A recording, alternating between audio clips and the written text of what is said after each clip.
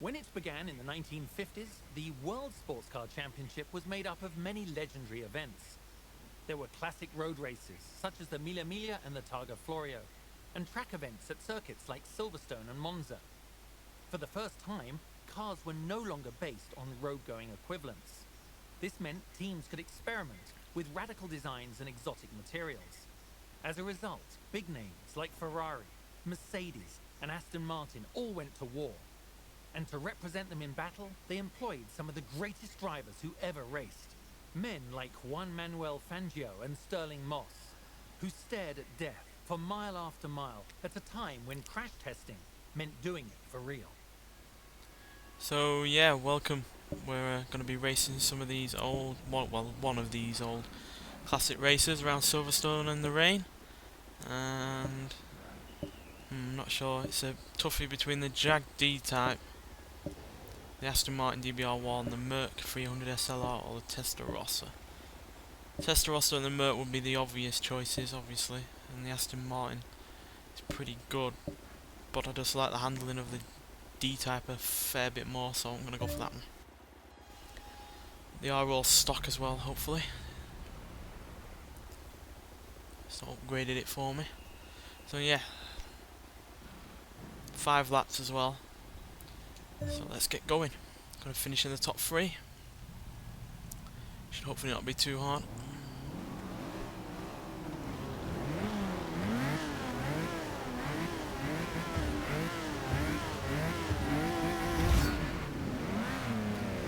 It's a problem with some of these old races, they have a poor launch to make up for the fact they've got longer gears. Give them longer gears, should I say.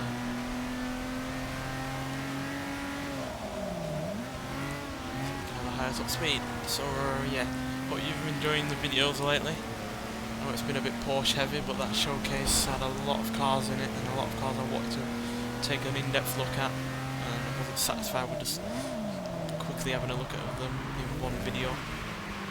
Really did want to do reviews of pretty much all of them outside of the races, at least the modern races anyway.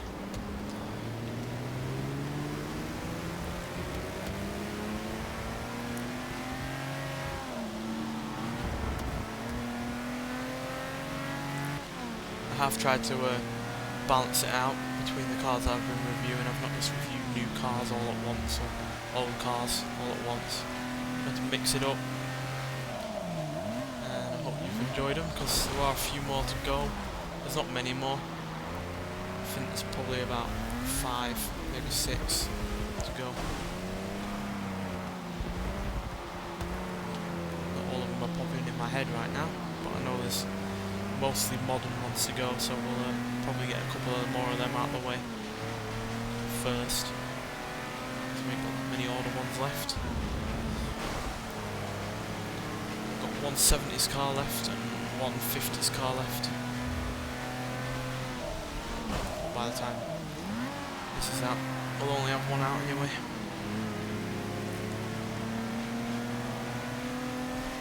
I've just reviewed one of the 50s cut, one from the 1960s, the 60s one. Kind of narrows it down because it was the only one that was in there. And that is a cracking car. I'll most likely be going for the Porsche Anthology campaign as well, because that looks pretty good as well. Considering it's going through all the different decades of Porsche, racing them against one another.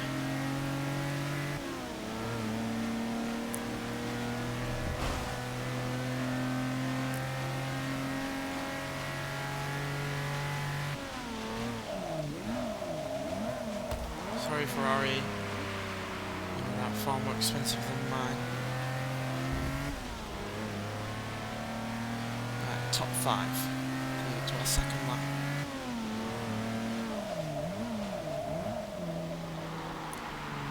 Oh dear, they're doing that again. Yeah, they did that on the main campaign, career, whatever you want to call it. Kept going into that wall. Now I'm in the top 3.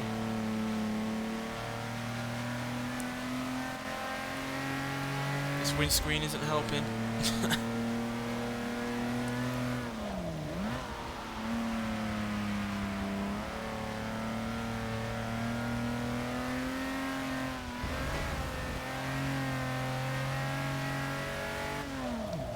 like this D-Type though.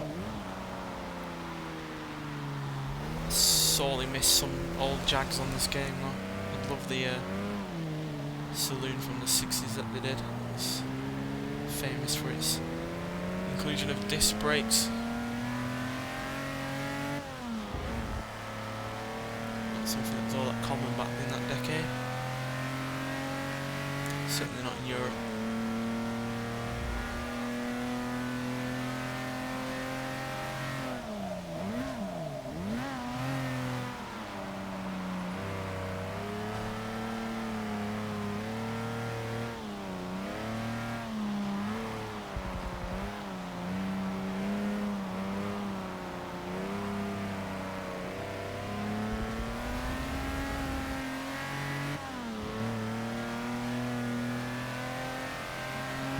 Jag makes such a good noise.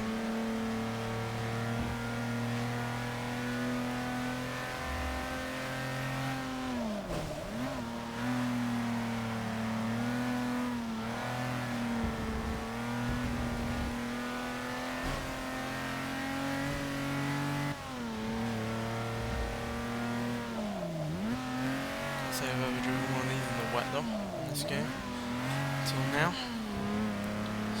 Entirely learning curve from my point, my front view.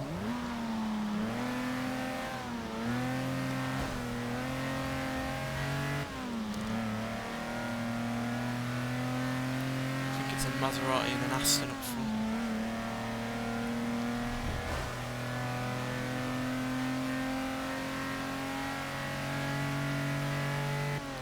What I love about these old race cars is that not many of them had the same kind of engines or layout. Oh dear, gone well off there. We'll rewind that. So yeah, even that Maserati I don't think had anything bigger than an inline 4, I don't think. I might be mistaken. Right, here we go. To slow down a bit earlier. This car is mighty quick, despite the fact it doesn't have all that much power, to be honest. It's mainly down to the lightness and the aerodynamics. Which is one reason why it has such long gears, is to make the most of that lightweight and good aerodynamics. And there goes the Aston again. Someone else into that wall. I swear that thing is magnetised.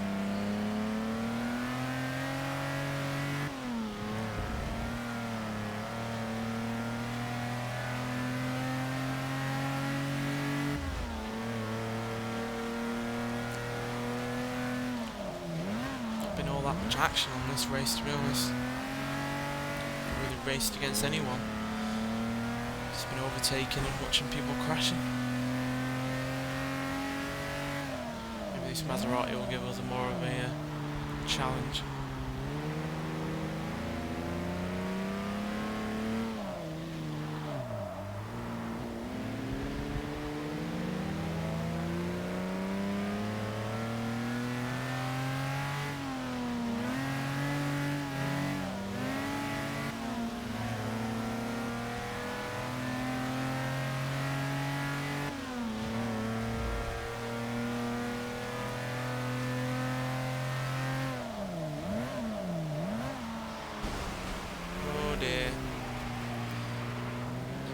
It's taking its toll again.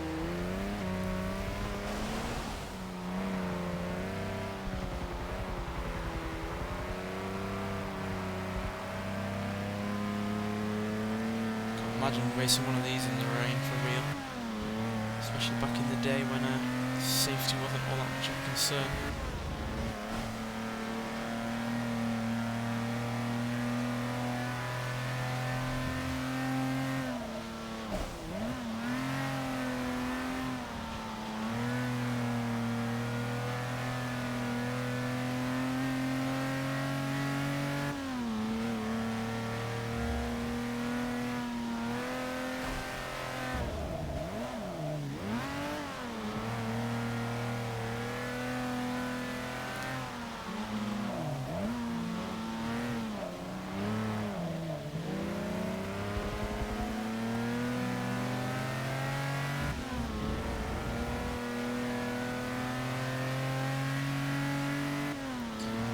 else is far behind.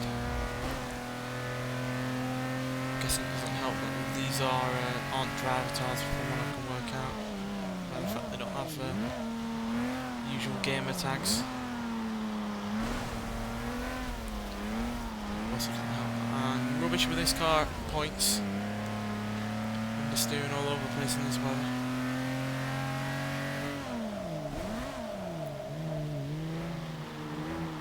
What the hell is he doing? Utter moron. Well, so much for having any competition. Really lasted it.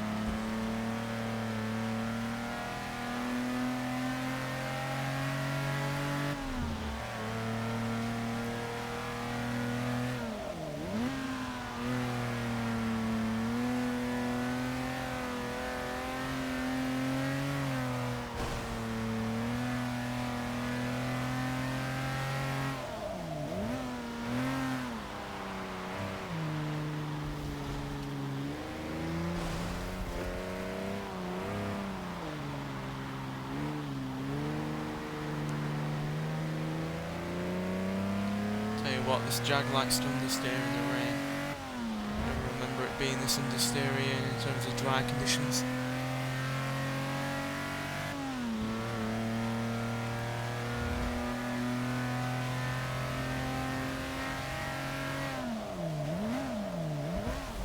Is it not when I brake late though?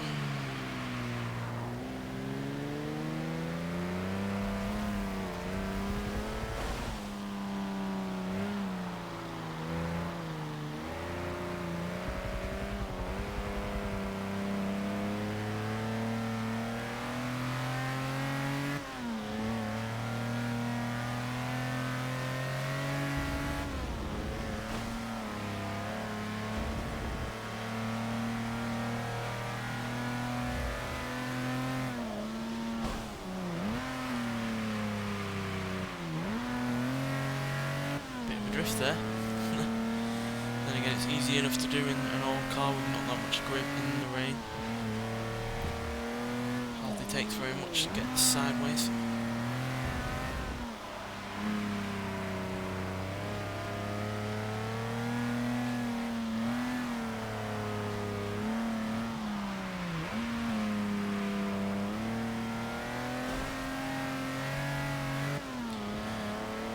About to take over last place.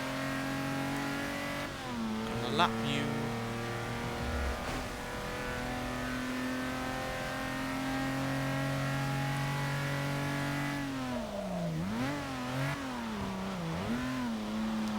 And again, he is only in a Lotus. Is it? Can't remember now. Lotus 11. Yeah, I think it's that. They don't have all that much power at all, to be honest. It doesn't help when other people do that, all that. Seriously, what is the matter with them?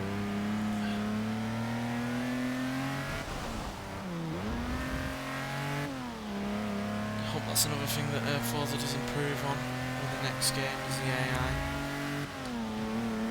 Because the driver tile system is a good idea, and it does work on occasion, but it's normal AI or driver tires that do still have their problems.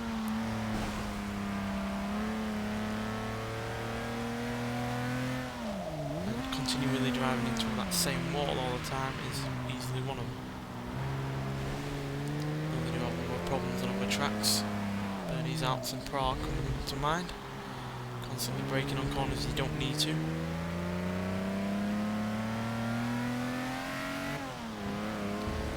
Anyway, we're on our last lap.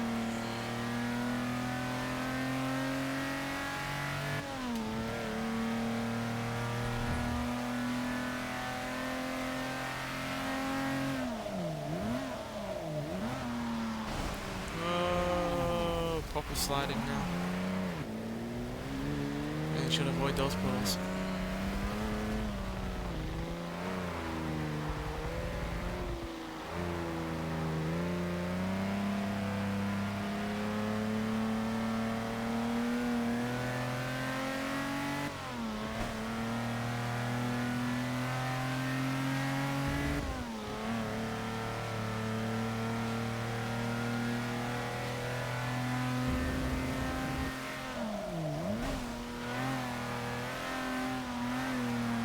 the way, this car is better than I'm making it look.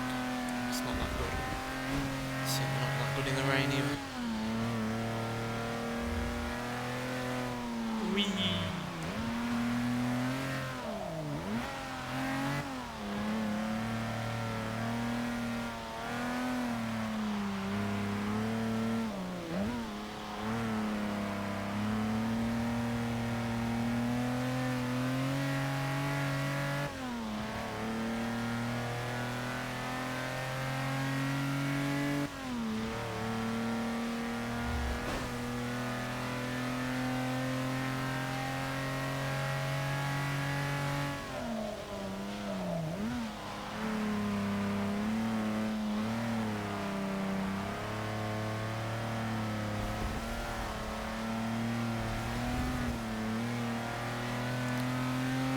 Second to last corner. And once again someone's in the wall.